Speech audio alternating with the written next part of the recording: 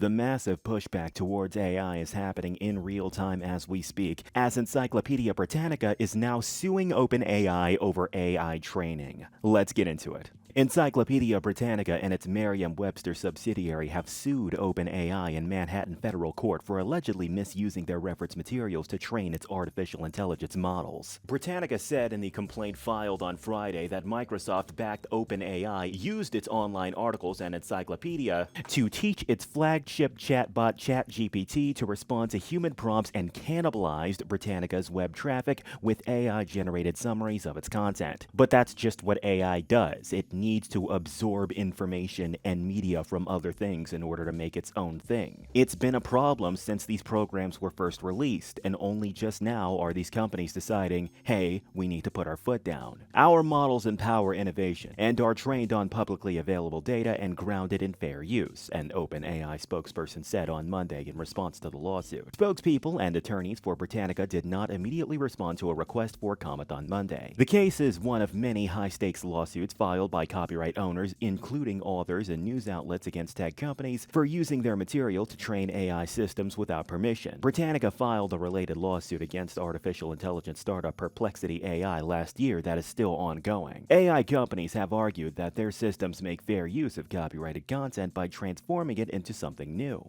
which is total bullcrap, but we'll get into that later. Britannica's lawsuit said that OpenAI unlawfully copied nearly 100,000 of its articles to train GPT large language models.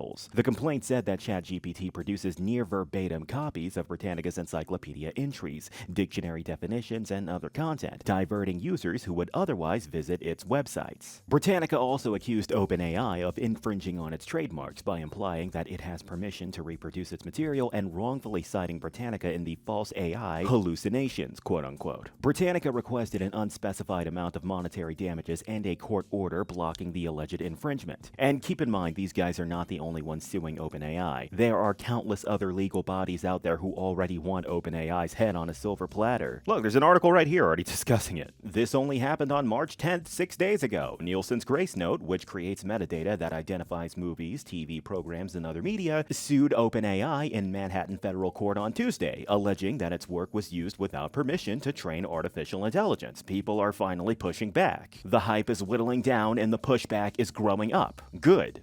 Grace Note said in the complaint that OpenAI misused its copyrighted material to train ChatGPT to reproduce its content descriptions and identifiers. An OpenAI spokesperson said the company's AI models empower innovation and are trained on publicly available data and grounded in fair use. Why is this typed out this way? Grace Note CEO Jared Grusud, I don't know how to pronounce that, said in a statement that OpenAI chose to use decades of proprietary work without permission to build and sell its models. Grace Note requested an unspecified amount of monetary damages and a court order blocking OpenAI from using its data. Grace Note said it employs more than 1,000 editors who painstakingly source, ingest, aggregate, research, edit, write, curate, and link content for its database of shows and movies. And I don't know if you guys already know this, but this is pretty bad news for OpenAI, as those guys are not in great condition right now at all. But if you ask me though, I'm just happy to see that people are finally standing up to generative AI companies that have built up all this money and hype based off of telling people that their tech is going to change the world, when in reality all they're doing is creating mass-producible, artificial, ugly-looking slop